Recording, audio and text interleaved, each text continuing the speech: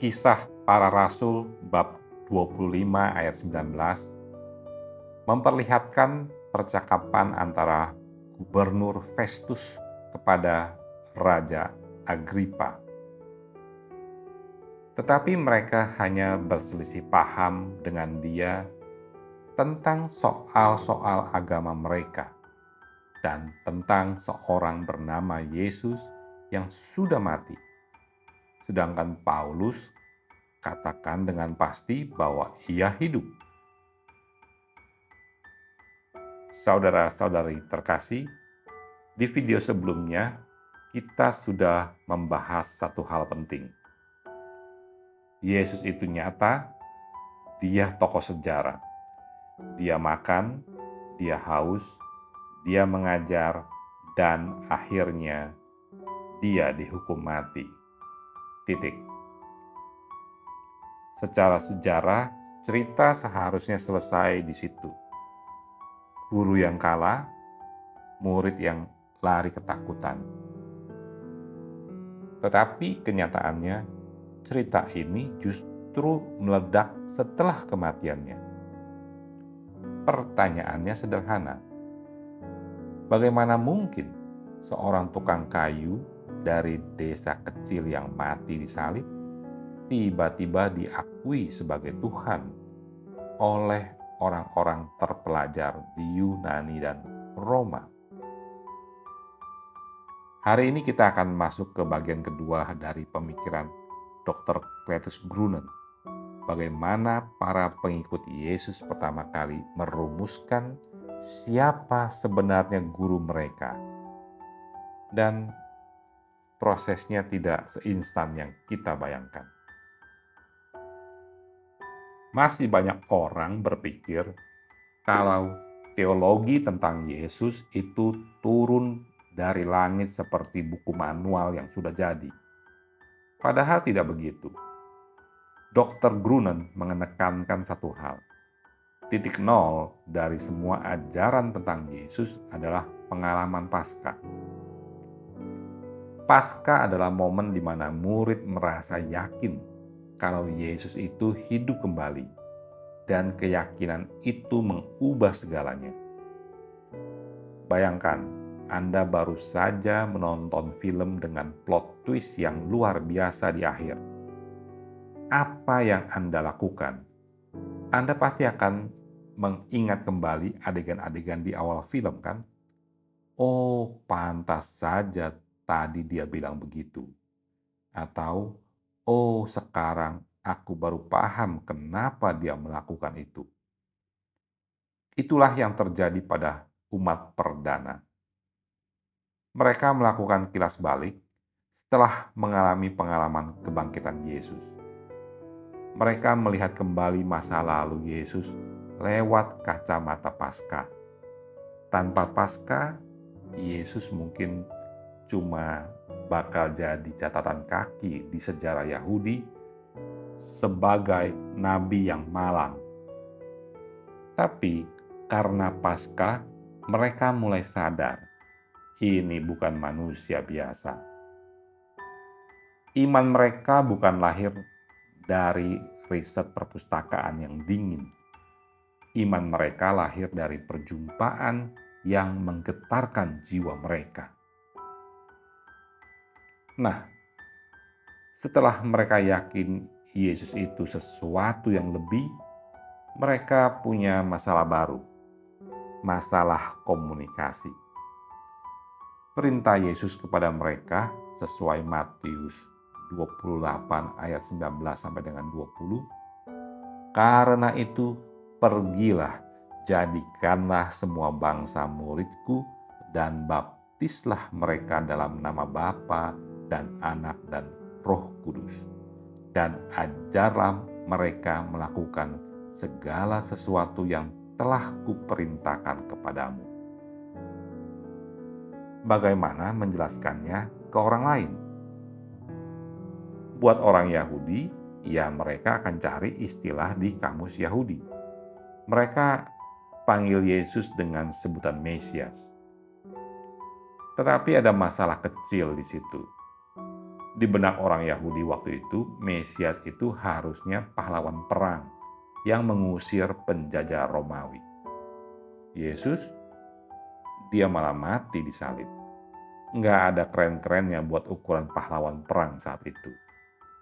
Jadi umat perdana melakukan makna ulang atas gelarnya itu. Mereka bilang, iya dia Mesias, tapi Mesias yang menderita, Mesias yang melayani. Lalu muncul istilah lain, anak manusia. Ini lebih terdengar rendah hati ya. Tetapi di tradisi mereka, itu istilah untuk sosok surgawi yang bakal menghakimi dunia. Mereka juga pakai istilah anak Allah.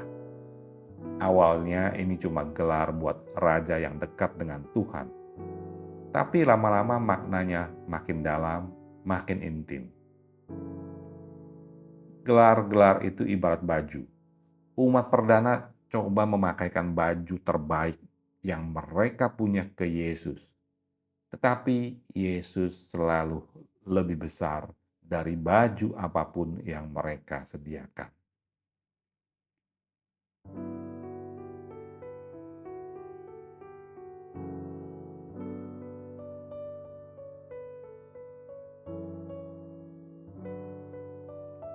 Cerita jadi makin seru karena seiring berkembangnya zaman, pesan tentang Yesus mulai keluar dari Yerusalem dan masuk ke dunia Yunani atau Helenisme. Disinilah tantangan intelektual yang sebenarnya dimulai. Di sini mentalitasnya beda total. Orang Yahudi suka cerita sejarah, tetapi orang Yunani, mereka itu pemikir. Mereka tidak terlalu peduli apa yang dilakukan seorang tokoh.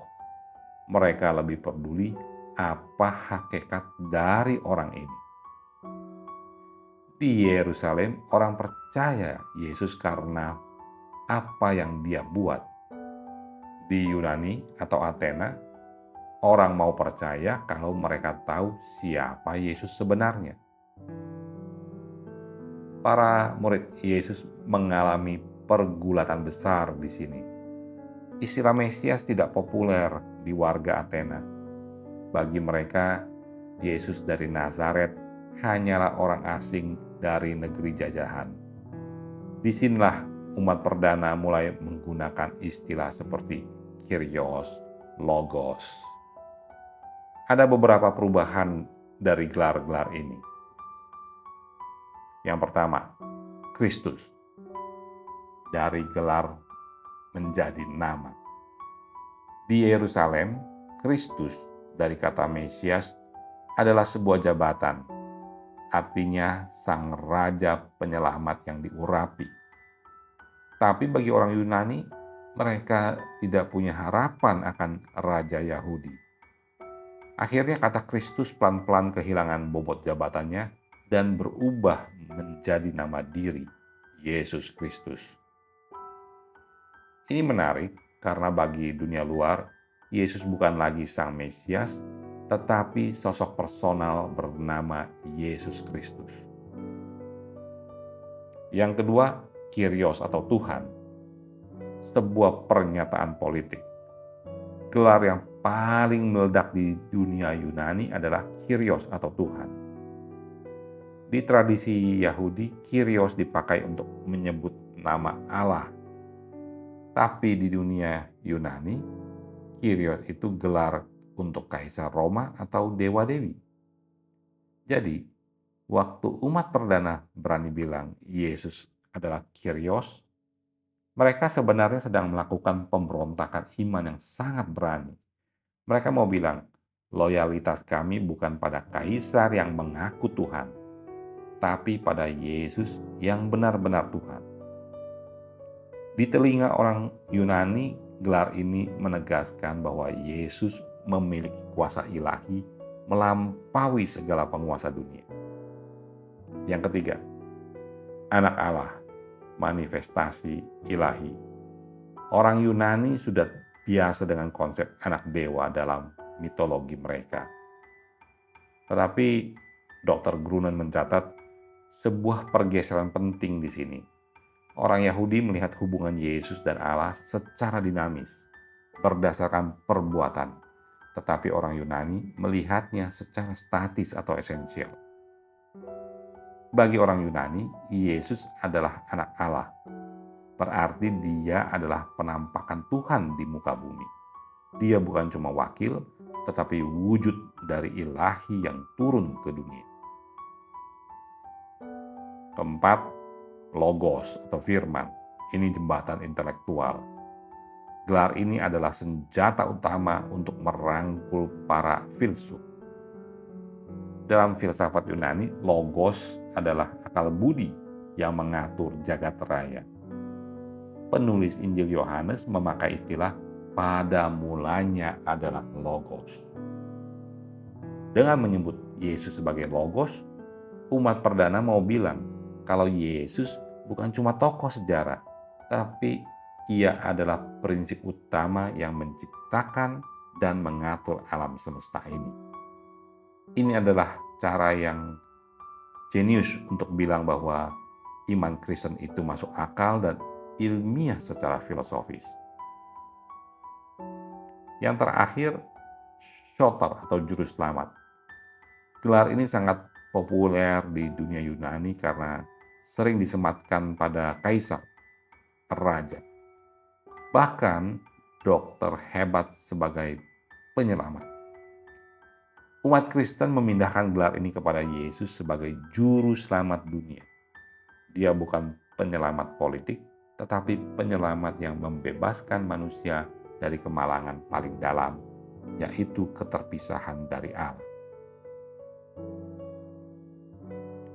Jadi di sini kita bisa lihat ya, transisi dari Yerusalem ke Athena ini bukan cuma soal bahasa, tapi soal keberanian umat perdana untuk berdialog dengan zamannya.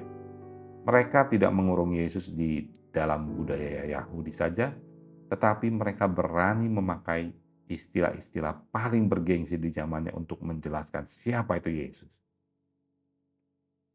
Di tahap ini peran Maria juga muncul secara signifikan. Maria bukan sekedar pelengkap sejarah. Dia adalah bukti bahwa Yesus itu sungguh-sungguh manusia, lahir dari seorang ibu, tetapi sekaligus terkait erat dengan rencana ilahi yang besar. Jadi apa yang bisa kita pelajari dari perjalanan Yerusalem ke Athena ini? Satu hal, iman itu hidup. Ia berkembang, ia beradaptasi. Umat perdana tidak takut untuk meminjam istilah dari budaya luar demi menjelaskan sosok yang mereka cintai. Mereka tidak kaku. Mereka memakai filsafat, memakai bahasa sehari-hari, bahkan memakai istilah politik zaman itu untuk membingkai keagungan Yesus. Teologi bukan soal menghafal rumus kuno.